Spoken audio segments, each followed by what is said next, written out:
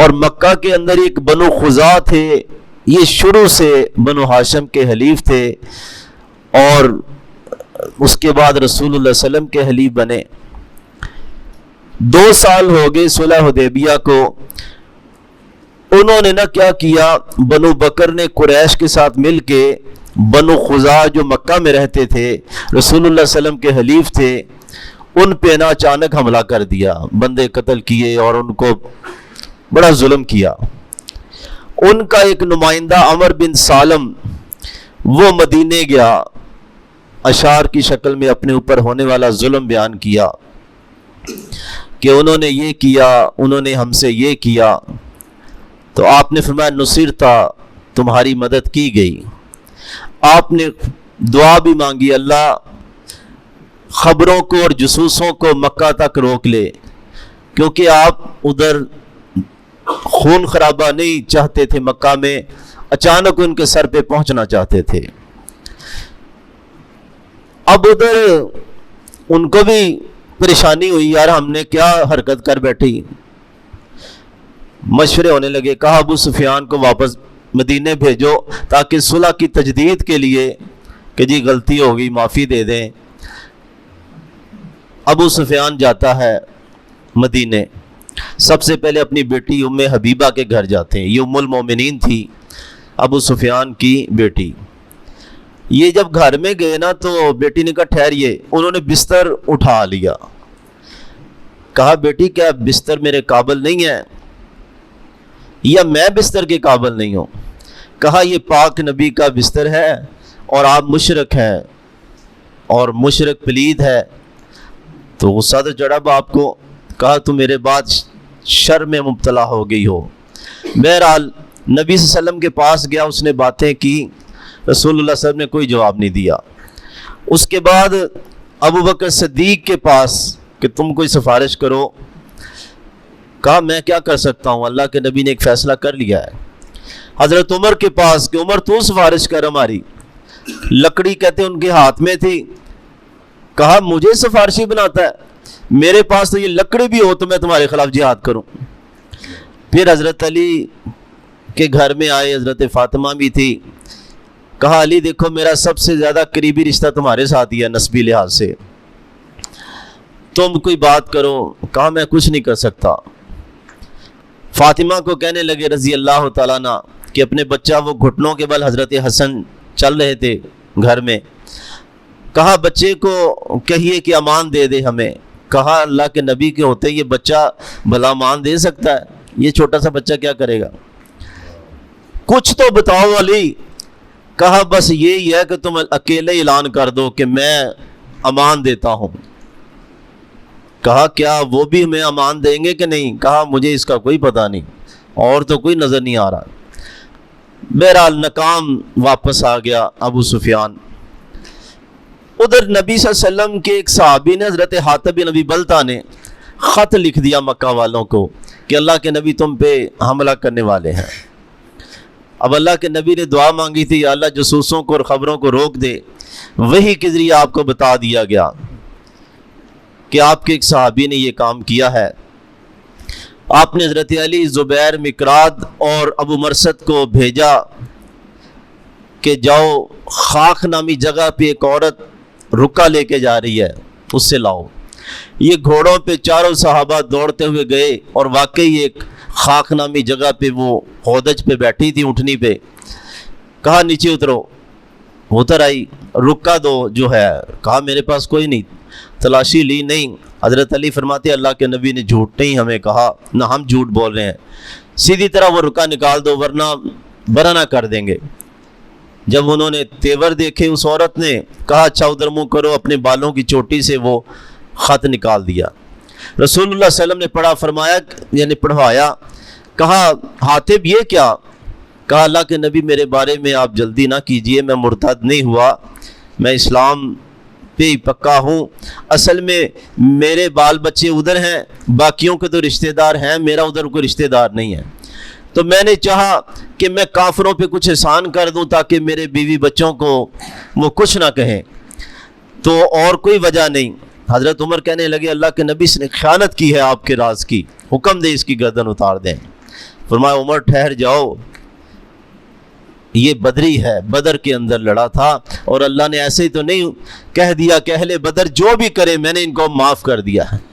حضرت عمر رونے لگ پڑے کہ اللہ ہی بہتر جانتے ہیں، جرم تو بہت بڑا تھا۔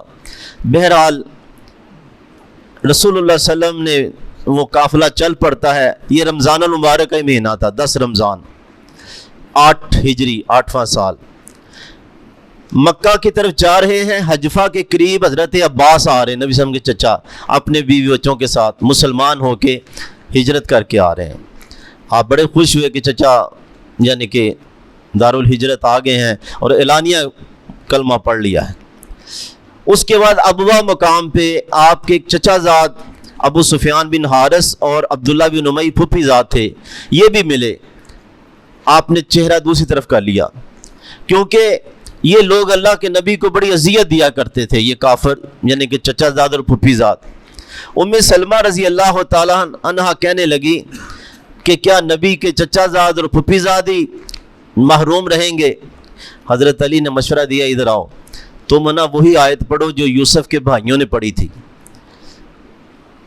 تاللہ لقد آثرک اللہ علینا، اللہ نے آپ کو ترجیح دی ہم پہ۔ آپ نے پھر یوسف علیہ السلام کا ہی جواب دیا، ان کی توبہ قبول کر لی، مسلمان ہو گئے، اور بڑے ہی شاندار مسلمان ہوئے وہ۔ پھر انہوں نے پھر آنکھ اٹھا کے اللہ کے نبی کی طرف نہیں دیکھا، یعنی کہ ادب و احترام کا یہ عالم۔ آگے قدیر نامی ایک چشمہ آ گیا، یہ قافلہ چل رہا ہے 10,000 کا صحابہ کے جلوں میں۔ آپ نے ادھر روزہ رکھا ہوا تھا، تو عصر کے قریب آپ نے نا پانی کا پیالہ منگوایا، روزہ رمضان کا ہی کھول لیا، صحابہ نے بھی کھول لیا۔ اب کئی لوگ انہوں نے نہیں کھولا، ہوتے نا کہ یار اب تو بالکل ہی شام پڑنے والی ہے تو کوئی نہیں۔ آپ کو فرمایا گیا، صحیح مسلم کی روایت ہے کہ لوگوں نے ابھی روزہ نہیں کھولا، کئیوں نے، آپ غصے میں اولئک العصاة اولئک العصاة اولئک العصاة، یہ نافرمان لوگ ہیں، یہ نافرمان لوگ ہیں، یعنی کہ آپ نے سختی سے کہا۔ تو یہاں سے کیا مسئلہ پتہ لگتا ہے؟ روزہ رمضان کا ہے، ہم نے تو نئی نئی ایٹم اسلام کے اندر کتنی داخل کر دی۔ رمضان کا روزہ ہے، اللہ کے نبی کے ساتھ رکھا ہے، قرآن کے اندر حکم ہے، لیکن اسلام کیا ہے؟ رسول اللہ صلی اللہ علیہ وسلم کی پیروی کا نام ہے۔ وہ درود پڑھو جو اللہ کے نبی نے سکھایا، وہی عمل قبرستان کرو جو اللہ کے نبی نے فرمایا، دین یہ ہے۔ بہرحال سب نے روزہ کھول لیا۔ مراز زہران ایک وادی میں آپ نے پڑاؤ کیا، آپ نے کہا سب بندے الگ الگ اپنا چولہا جلائیں، یعنی کہ آگ جلائیں۔ ایک زبردست منظر بن گیا، 10,000 آگ کے الاؤ روشن ہیں اس پوری وادی میں۔ قافلے کی اسکورٹ کی حضرت عمر کر رہے تھے۔ نبی صلی اللہ علیہ وسلم کے چچا عباس اب پریشان تھے کہ وہاں جانے سے پہلے ہی وہ سرنڈر ہو جائیں مکہ والے، تو انہوں کے مزدور کوئی لکڑہارا کوئی بندہ ملے، جا کے ان کو اطلاع دے دے۔ کس طرح اطلاع دے سکتے؟ اللہ کے نبی نے تو دعا مانگی ہے۔ بہرحال وہ خود ہی اللہ کے نبی کے سفید خچر پہ بیٹھ کے نا چکر لگا رہے ہیں۔ اب چچا نبی کے کون کچھ کہہ سکتا ہے؟ وہ نا کوئی نہیں بندہ ملا تو قافلے کے باہر یعنی کہ چکر کاٹ رہے ہیں، تو 3 بندے، کیونکہ نیندیں ان کی اڑی ہوئی تھیں، ابو سفیان اور اسی طرح اور 2 سردار حتیم بن حزام وغیرہ نا آپس میں گفتگو کر رہے تھے۔ اندھیرا تھا، ادھر روشنی تو ادھر تھی نا۔ آواز پہچان کے کہا ابو حنظلہ، یہ ابو سفیان کی کنیت تھی۔ تو انہوں نے کہا ابو الفضل، یہ حضرت عباس کی کنیت تھی۔ کہا نظر آ گیا نا تو ان کو تو گردن اڑا دینی تھی ابو سفیان، چل میرے پیچھے بیٹھ، میں امان دے دوں، دلوا دوں اللہ کے نبی کے۔ فوراً پیچھے بیٹھے۔ کہا میرے ماں باپ تجھ پہ قربان، کوئی ہیلا بتاؤ۔ کہا لے کے جا رہا ہوں، ادھر اللہ کے نبی کیا فیصلہ کرتے ہیں۔ بہرحال سب دیکھ رہے تھے لیکن کچھ نہیں کہہ رہے تھے، کیونکہ اللہ کے نبی کا خچر ہے اور نبی کے چچا بیٹھے ہوئے ہیں۔ حضرت عمر نے پہچان لیا جب آخری یعنی کہ کیونکہ سیکورٹی انچارج بھی وہی تھے، وہ پیچھے بھاگے۔ کہا اللہ کے دشمن، شکر ہے کوئی عہد و پیمان نہیں تیرے ساتھ ہے، تیرا خون اب حلال ہے۔ تو دوڑ لگائی، انہوں نے بھی خچر کو ایڑ دی۔ حضرت عباس پہلے پہنچ گئے ادھر، کیونکہ یہ خچر پہ تھے نبی صلی اللہ علیہ وسلم کے پاس۔ اللہ کے نبی میں نے اس کو پناہ دی ہے۔ حضرت عمر بھی ایک دم دوڑتے ہوئے اندر آ گئے۔ کہا مجھے حکم دے اس میں کافر کی گردن اتار دوں. کہا نہیں عمر میں نے ان کو پناہ دی ہے. وہ حضرت عمر اپنا اسرار کر رہے ہیں, حضرت عباس اپنا. پھر حضرت عباس نے کہا عمر ٹھہر جاؤ, یہ نبی اگر بنی عدی بن کعب میں سے ہوتے تو اس طرح نہ کرتا. یعنی کہ اس لیے بار بار اصرار کر رہا ہے. تو حضرت عمر کہنے لگے عباس رک جاؤ, اللہ کی قسم میرا باپ مسلمان اگر ہوتا تو مجھے اتنی خوشی نہیں ہوتی جتنی تیرے اسلام کی خوشی ہوئی ہے. کیوں کہ تیرے اسلام کی خوشی اللہ کے نبی کو خوشی ہوئی ہے.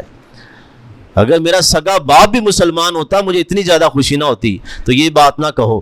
میرا اللہ کے نبی نے کہا اس کو اپنے ڈیرے پہ لے جاؤ. عباس صبح لے کے آنا. رات کو صبح رسول اللہ صلی اللہ علیہ وسلم آیا, ابو سفیان ابھی وقت نہیں آیا کہ تو کہے لا الہ الا اللہ. کہا میں کہتا ہوں کیونکہ اگر کوئی اور الہ ہوتا تو ہمارے کام آتا. اب مسلمان ہو جاتے ہیں, قافلہ چل پڑتا ہے. اللہ کے نبی صلی اللہ علیہ وسلم نے حضرت عباس کو کہا اس کو ذرا ناکے پہ رکھو, یہ قافلے جو جا رہے ہیں خدائی فوجیں ذرا یہ اپنا منظر دیکھیں. تو اونچی جگہ پہ لے گئے ابو سفیان کو, اور سارے قافلے ماشاءاللہ جس طرح کوئی یہ فلاں قبیلہ جا رہا ہے جھنڈا پکڑ کے, فلاں قبیلہ جا رہا ہے, اور دیکھ کے اس کی ہوائیاں اور اڑی جا رہی کہ ہیں اتنے لوگ. ابھی کل کی ہی بات تھی کہ نبی صلی اللہ علیہ وسلم چھپ چھپا کے اسی مکہ سے جا رہے تھے, آج 10,000 صحابہ کے ساتھ جا رہے ہیں. اللہ اکبر. حضرت خالد بن ولید کا ایک دستہ تھا, 3-4 قبائل, اس میں ان کو کہا تھا کعبے کا جو مکہ کا نیچے والا علاقہ نا یہاں سے جا, کوئی رکاوٹ ہو تو کاٹ کے پھینک دینا. اور کچھ آئے تھے مشرک اکرمہ وغیرہ, اور سارے 10-12 انہوں نے پھڑکا دیے. اسی طرح حضرت زبیر کو کہا جو مکہ کے اوپر والا حصہ ہے نا تم نے ادھر سے جانا ہے. حضرت ابو عبیدہ بن جراح نیچے والے علاقے سے, اور ہجون پہ جمع ہونا ہے جہاں آج مسجد فتح ہے, ادھر جا کے میرا انتظار کرنا. اس طرح سارے دستے ادھر پہنچے, آج ادھر مسجد فتح ہے. اللہ اکبر. ادھر جب گئے پھر رسول اللہ صلی اللہ علیہ وسلم یعنی کہ کعبہ کے اندر آئے. آپ نے کیونکہ احرام نہیں باندھا تھا تو صرف طواف کیا اور کعبے حجر اسود کو چوما. چابی منگوائی عثمان بن ابی طلحہ سے, چابی انہی کے پاس ہوتی تھی. آپ گئے, یعنی کہ سب سے پہلے تو انہوں نے بت ہی بڑے 360 سجائے ہوئے تھے کعبے کی چھت پہ بھی سائیڈوں پہ بھی. آپ نا اپنی کمان سے اس کو گراتے جاتے تھے, ٹھوکر مارتے تھے. جاء الحق وزہق الباطل ان الباطل کان زہوقا. حق آ گیا, آج باطل بھاگ گیا ہے. اور یہ بت گرائے. اندر دروازہ کھولا تو ابراہیم علیہ السلام کا بت, اسماعیل علیہ السلام کا بت. لوگ کہتے ہیں نا ہم تو یہ تو بتوں کے بارے میں ہے, اور نیک بندوں اور نبیوں کے بت بنائے گئے. ایک لکڑی کی کبوتری تھی, آپ نے اس کو اپنے ہاتھ سے توڑا اور پھر آپ نے اندر یعنی کہ رزقار کیے. حضرت اسامہ اور حضرت یعنی کہ بلال آپ کے ساتھ تھے. پھر بلال کو کہا گیا کعبے کی چھت پہ اذان دو, آج اذان دو. اللہ اکبر کی صدائیں بلند ہوئیں. پھر آپ سارا حرم بھرا ہوا ہے مشرکین سے. آپ دروازے پہ کیا منظر ہوگا, ایک فاتح یعنی کہ کعبے کے دروازے پہ کھڑے ہیں, ایک ہاتھ ادھر ایک ہاتھ ادھر, اور الحمدللہ الذی نصر عبدہ, اس اللہ کا شکر جس نے اپنے بندے کی مدد کی. وہزم الاحزاب وحدہ, اس اکیلے نے لشکروں کو شکست دے دی. کیا سلوک کروں تمہارے ساتھ؟ سب نے کہا آپ کریم ہیں, کریم بھائی کے بیٹے ہیں. فرمایا جاؤ پھر لا تثریب علیکم اليوم, آج تم پہ کوئی پکڑ نہیں. بڑے بڑے مجرم تھے, بڑے بڑے مجرم تھے. حضرت علی کہنے لگے یہ کعبے کی چابی کا آزاد بھی ہمیں دے دیا جائے بنو ہاشم کو.